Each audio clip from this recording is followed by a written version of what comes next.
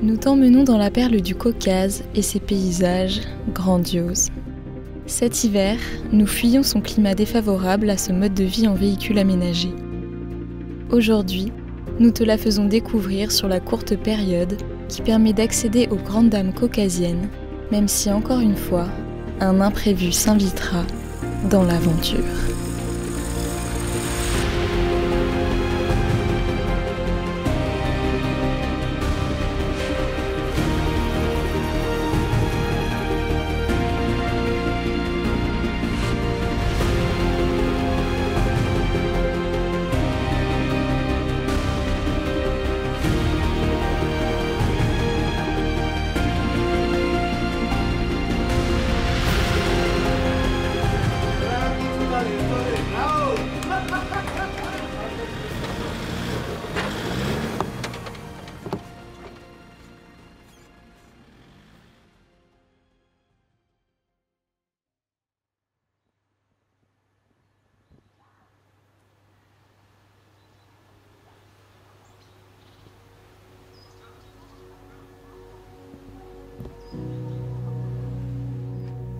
On s'est trouvé un petit spot les gars, vue sur mer, vue sur coucher de soleil même bientôt.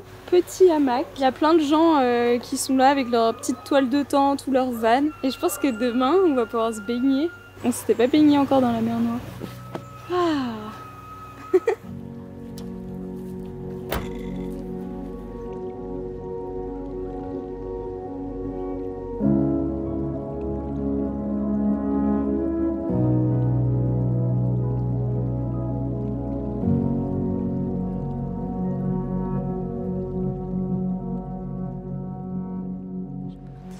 Ses premiers pas en Géorgie. Ça fait du bien, on avait trop hâte de quitter la Turquie parce qu'on commençait à tourner en rond. C'est vrai qu'on a pas mal visité la Turquie. Et la Géorgie, pas tant que ça finalement, donc en fait on est plutôt content d'être là. Même si on a quand même hâte de la suite des aventures. Mais là on va profiter de la verdure, des belles montagnes.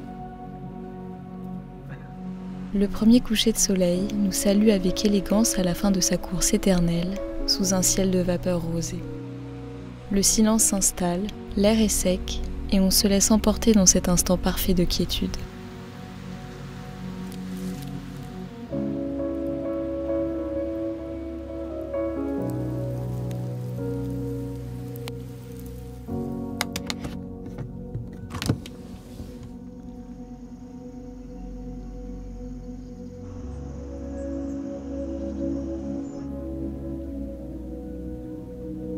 On est au bord de la mer Noire, juste après la frontière du coup, qu'on a galéré à passer. Et on a trouvé ce spot parfait là sur l'application Park4Night. Si tu connais pas, c'est vraiment un truc à utiliser dans la région. Ce matin, on a même vu des dauphins. Quand on nageait, il y en avait un à 10 mètres de nous, donc on était comme des gosses. Et c'est hyper calme, il y a plein de gens avec des différents types de véhicules, donc c'est cool aussi de voir les aménagements des autres personnes. Ça fait du bien d'être là. Hein. La mer était trop bonne ce matin. On pensait s'arrêter ici juste une journée, une nuit. Et en fait, ça fait déjà 3-4 jours qu'on est là et on n'arrive pas à quitter cet endroit parce qu'on s'y sent trop bien. Mais là, on va partir et on va se diriger au nord du pays. Ouais, et je pense qu'on va troquer les maillots de bain pour les doudounes.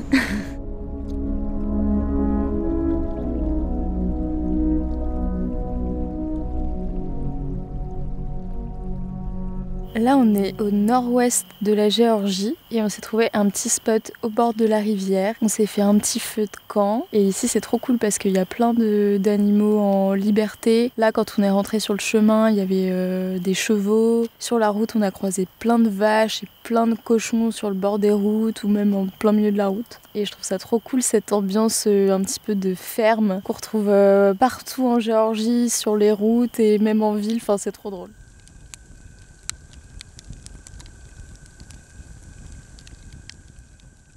Hier on faisait des louanges pour le soleil en Géorgie, etc. Mais ça y est, la Géorgie nous rappelle à l'ordre. Il y a eu du tonnerre toute la nuit, du coup on n'a pas trop dormi. Il fait tout gris, il va pleuvoir comme ça pendant 2 jours. Notre batterie auxiliaire est pas hyper bien rechargée, donc il va falloir qu'on roule juste pour recharger. Et... on comprend pourquoi la Géorgie est verte.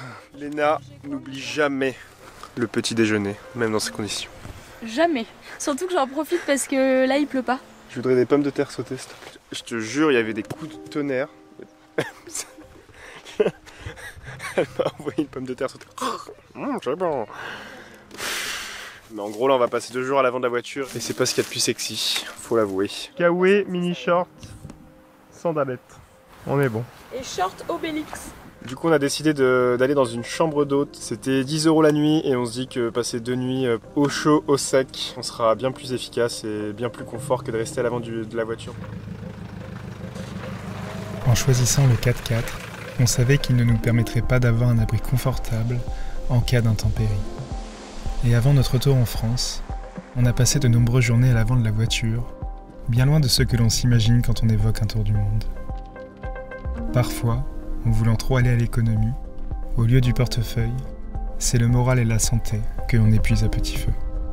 Donc on a revu nos priorités, et quand la météo se gâte, on se met à l'abri. Il y a des énormes cailloux par terre, ça fait flipper et il y en a vraiment partout. Il y a carrément un arbre qui s'est cassé. C'est quoi ce truc de fou? Il y en a partout sur la route. Et heureusement qu'on n'a pas décidé de partir hier soir. Après plus d'1 heure de route isolée, nous passerons 2 nuits ici pour 20 €. Il y a une trentaine de chambres, mais nous serons seuls dans cette vallée boisée, étouffée par une épaisse brume blanche.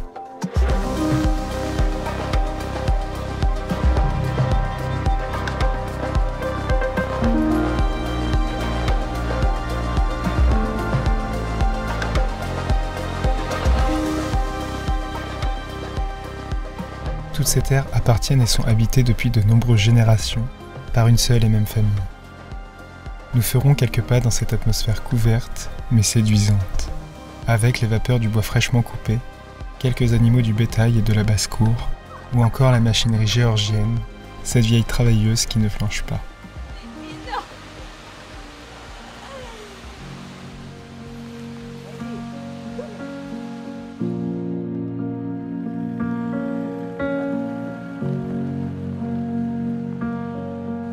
Puis, nous t'emmenons dans un lieu isolé et recouvert par une épaisse couche neigeuse jusqu'à 8 mois de l'année. Une région historique de la Géorgie, sur laquelle les hauts sommets légendaires du Grand Caucase veillent depuis des temps ancestraux. Nous voilà donc dans la province de la Svaneti. Jonchée des plus hauts villages habités d'Europe, elle se démarque par une touche architecturale médiévale particulière.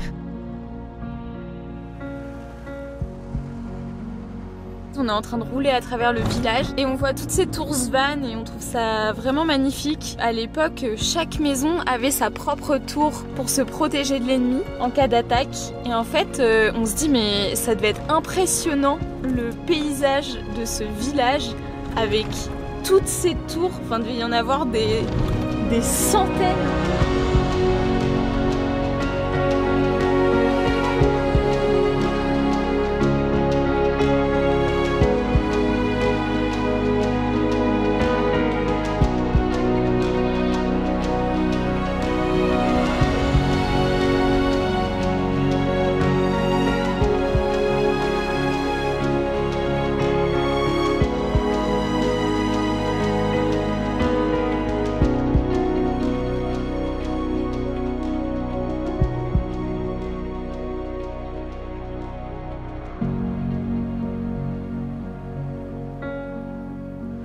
À notre retour en Géorgie.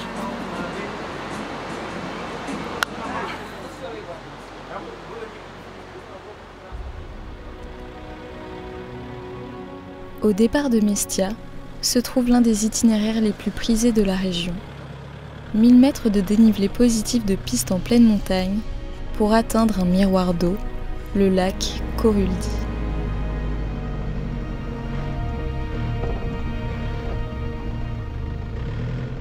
On ne pensait pas avoir autant de cimes en Géorgie. Elles sont magnifiques les montagnes, on est trop content d'être revenu ici, même si on fait un pas en arrière. Ça vaut le coup de voir ce pays en cette saison. Entre 3-4 pluies, on devrait pouvoir faire des belles choses. T'as vu comment ça roule à cette heure ? En fait, on croise beaucoup de 4x4 et c'est souvent la marque Mitsubishi et en fait, c'est des 4x4 délicats et je crois qu'ils ont quasiment tous ça ici. C'est des petites camionnettes mais franchement, ça grimpe partout.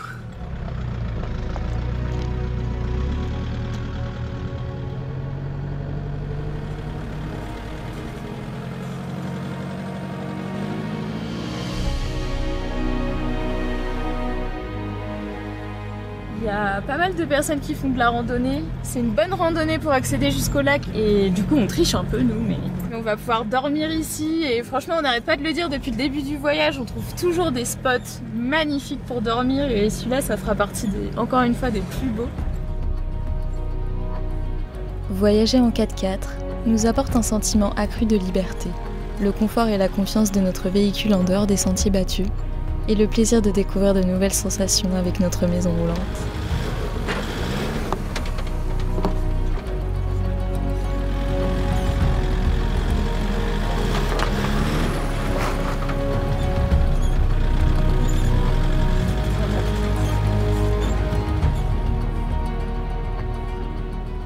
Dans un grand voyage, il y a ces moments privilégiés et puissants qui te submergent. Tes yeux et ta bouche s'ouvrent un peu plus, puis se figent, la respiration ralentit et les pensées se taisent.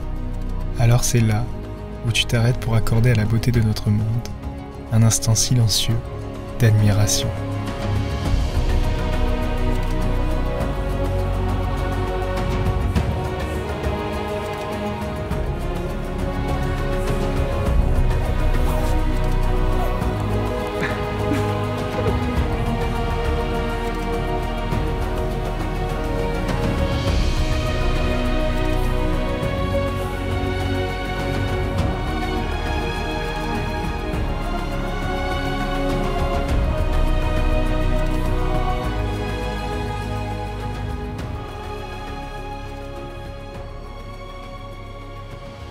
Je sais pas du tout combien il fait. Je pense qu'il fait plus de 15 degrés, mais on a trop froid.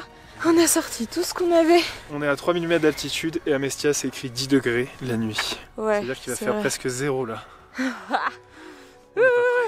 Donc là, petit salep turc. On va essayer de se réchauffer avec des boissons chaudes. Et après on va se mettre dans la tente vite fait bien fait. Ça va pas être simple cette nuit. On va pas redescendre maintenant. Ouais.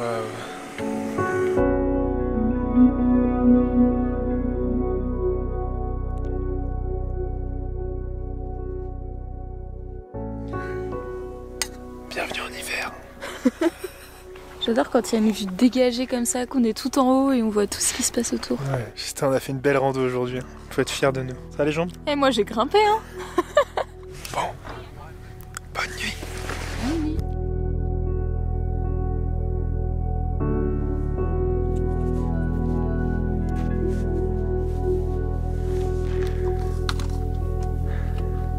C'est dur ce matin.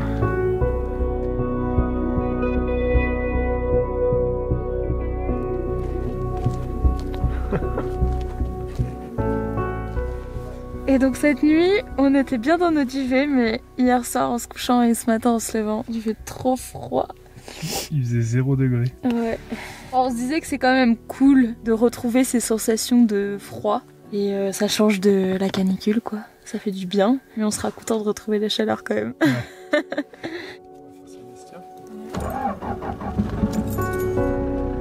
Puis, nous poursuivons jusqu'à Oujgouli. Et sur notre route, on s'arrête pour une marche dans la vallée du glacier de Chala-Adi.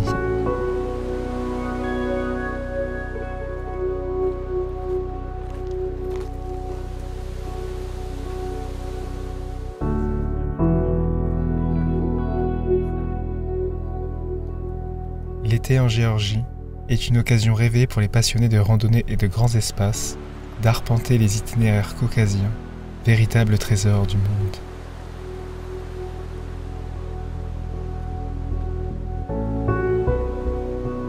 Cette langue de glace est l'une de ces merveilles naturelles qui disparaissent dramatiquement sous nos yeux.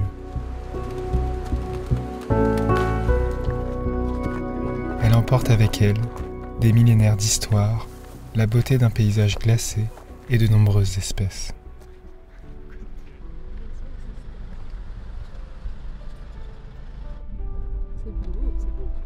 Enfin, c'est une piste qu'il faut emprunter pour accéder à ce village authentique de 200 habitants, surplombé par les tours Svan, ces guets médiévaux que l'on appelle les koshki. C'est magnifique là, regarde tout ce qu'il y a là. Chaque maison a sa petite tour. Est-ce qu'on serait pas un petit ketchup pourri? Non, la moitié.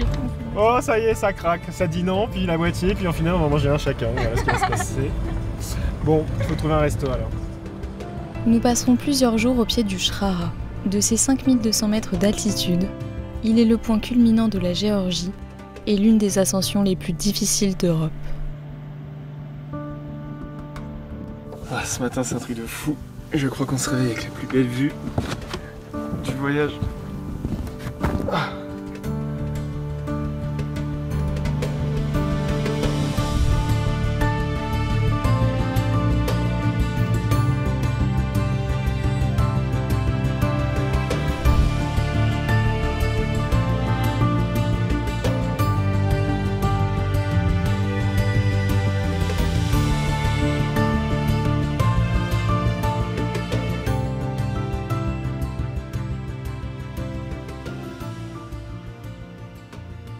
Il fait froid dans ces contrées géorgiennes. Heureusement, la boulangère française n'est pas en vacances. Pain maison, complet. Bon là on essaye de manger. Chut, arrête. Chut. On est en train de faire notre goûter et il y a un cheval qui s'invite à table. Ah, tu sais te fermer avec les chevaux, toi. Il est insistant celui-là. C'est là que j'ai fait du bon pain. Ça sent bon. Isolé pendant des siècles, il est aujourd'hui très touristique en période estivale. Les bâtisses d'autrefois sont presque toutes devenues des maisons d'hôtes. Ici vivent les Svanes, un sous-groupe ethnique autochtone du pays. Ils ont leur propre langue, le svane, qui est essentiellement parlé, leur tradition et leur culture. D'ailleurs, le tashmi-jabi, le mélange de pommes de terre et de fromage, est l'une de leurs spécialités gastronomiques. C'était stylé, non? Tout cela a été préservé grâce à l'isolement géographique de cette région, donné par les pentes abruptes des grandes dames caucasiennes.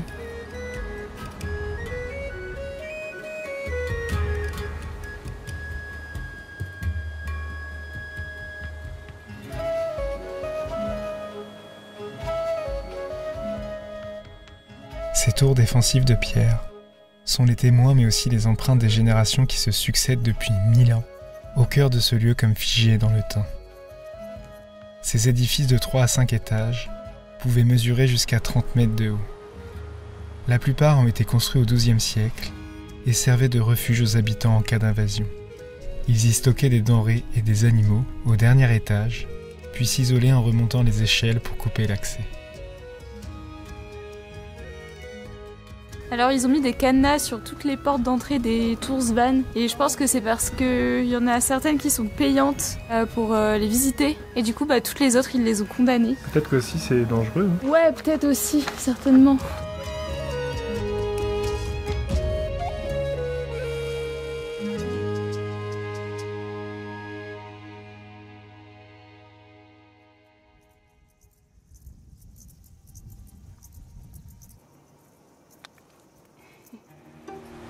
Nous profitons d'une météo favorable pour nous aventurer sur les nombreux sentiers autour du village.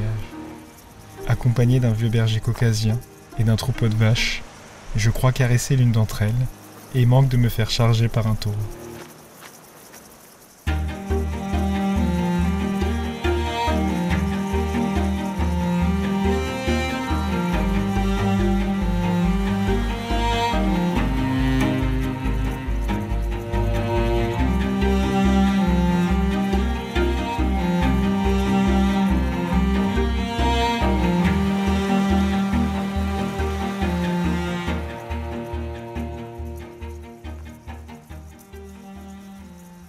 Mais alors que l'on organise un gros itinéraire de piste dans ces paysages grandioses, quelque chose vient bousculer une nouvelle fois tous nos plans.